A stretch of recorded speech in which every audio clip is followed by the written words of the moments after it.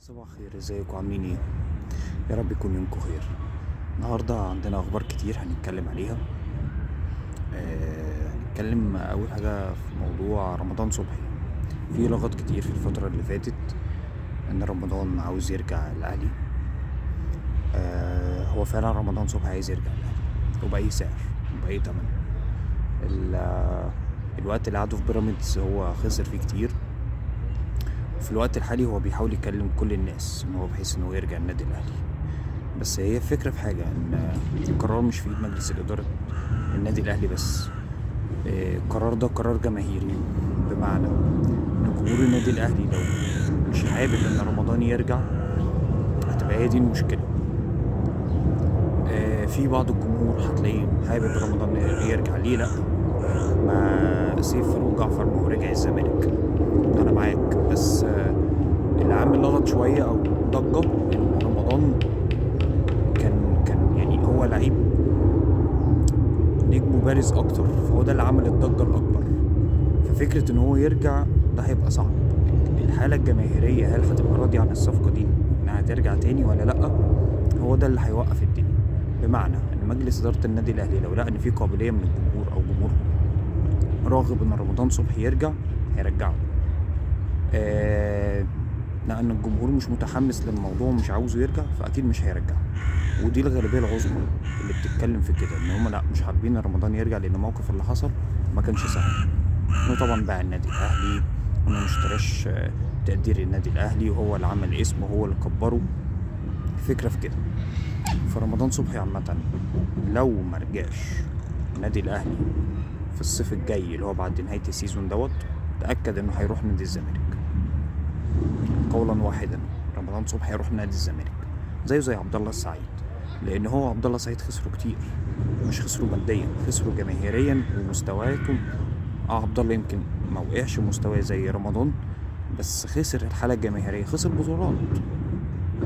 او عشان كده عبد الله ايه اللي وداه الزمالك؟ عبد الله كام سنه؟ عبد الله بتتكلم في حوالي 36 سنه، وراح الزمالك عشان البطولات، مش راحش عشان الفلوس اكيد يعني. فده كان موضوع مهم جدا، في لغط عليه كتير في الفتره ديت. فرمضان صبحي لو مرجعش النادي الاهلي هتاكد ان من السيزون الجاي هيبقى في الزمالك. ده موضوع. الموضوع التاني، الناس بتسأل هو نادي الزمالك جاب الفلوس منين؟ صفقات عامل حوالي 11 صفقة. طيب موضوع صفقات الزمالك جاية من 3 نواحي. أول حاجة المستثمرين أو المحبين لنادي الزمالك زي الأستاذ هاني بيرزي، ده حد معروف جدا ومشجع زملكاوي كبير. ده حد يعني مد نادي الزمالك بفلوس.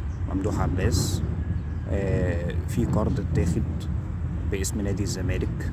الناحية التالتة هو عقود الرعاية بتاعت نادي الزمالك. دول التلات نواحي اللي جابوا ال 11 صفقة بتوع نادي الزمالك في الفترة ديت. بالنسبة هنتكلم في موضوع تاني خاص برضو بالمدير الفني جوزيه جوميز اللي مضى مع نادي الزمالك 1.5 سنة. الراجل ده برضو عليه لغط كتير قوي. طيب الراجل ده انا مش هقولك هو مرن قد ايه، بس هو في حياته المهنيه كلها ما كسبش غير بطوله واحده بس مع اهلي جده السعودي. طب الراجل ده كان اخر ناديين كان فيهم النادي اللي قبل الاخير كان مارتيمو البرتغالي.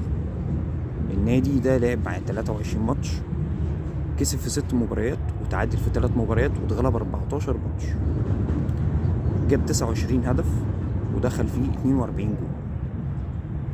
الراجل ده يمكن يكون مختلف شويه عن المديرين الفنيين البرتغاليين. غالبيه المديرين الفنيين البرتغاليين اللي كانوا بيجوا مصر اذا كان مع المنتخب او اذا كانوا مع الفرق المصريه بيبقى عندهم ناحيه دفاعيه اكتر شويه من ناحيه هجوميه.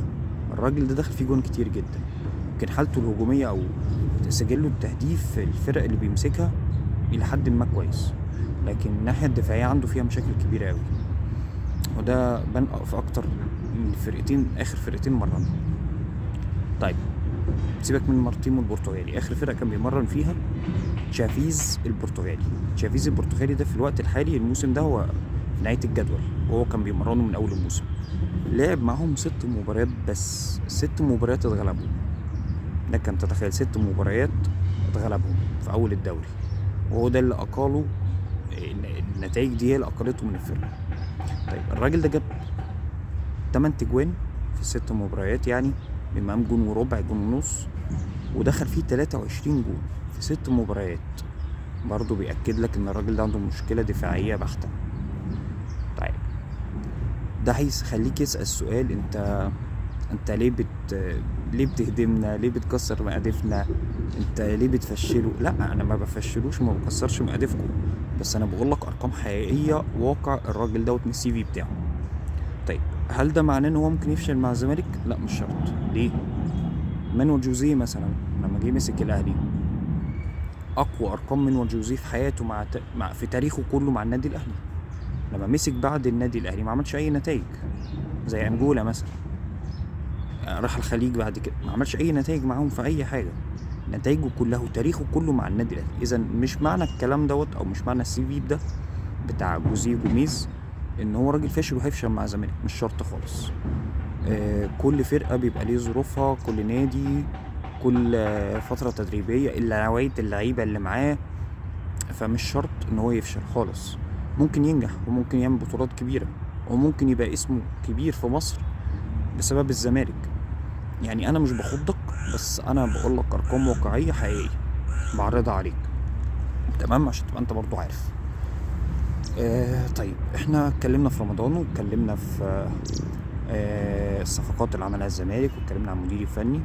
طيب عايز اقول لك اخر خبر معانا، هو يمكن يكون مفاجأة شوية. فيتوريا في كلام من اتحاد الكورة ان هما بيحاولوا يخلصوا معاه، بس الراجل قافش في الموضوع. يعني ايه قافش في الموضوع؟ مش عايز يقدم استقالته، متمسك بالموضوع. طبعا يعني حد يلاقي عسل ما يسيبه، يعني لا، يقعد يلحسه كله طبعا. فالراجل متمسك لحد بقى ما يشوفوا بقى وما يعملوا ايه. بس الكلام اللي طالع ان المفروض اللي يمسك بعد الراجل ده ميكالي. ميكالي. طيب اللي عارف ميكالي، هو ميكالي ده حضرتك المدير الفني المنتخب الاولمبي. واللي ما يعرفش ميكالي، انا بقول لك ده المدير الفني المنتخب الاولمبي اللي صعد منتخب مصر للاولمبياد. طيب الراجل ده برازيلي، اوكي، نتائجه مع المنتخب الاولمبي كويسه جدا، يعني على الاختلاف، عن النقيض تماما، غير فيتوريا. طيب هتبقى ازاي؟ هو النقاش ان هو بيتقال، او اللي طالع ان هو ممكن يمسك المنتخب الاولمبي ويمسك المنتخب الاول، خاصه الاحداث او البطولات مش هتصادف ان هي تبقى في نفس الوقت. وهيبقى فيه زي اداره فنيه للاتحاد، بمعنى ان ممكن مثلا ده انا بقول بقترح اسم، ان كابتن مثلا حسن شحاته يبقى هو المدير الفني للاتحاد الكوره، بمعنى ان هو يراقب ويشرف على المنتخب الاول مع ميكالي، وفي نفس الوقت بيشرف على المنتخب الاولمبي. او يجيبوا برضو مدير فني للاتحاد خاص بالمنتخب الاولمبي، ويبقى عندك برضو مدير فني للاتحاد خاص بالمنتخب الاول.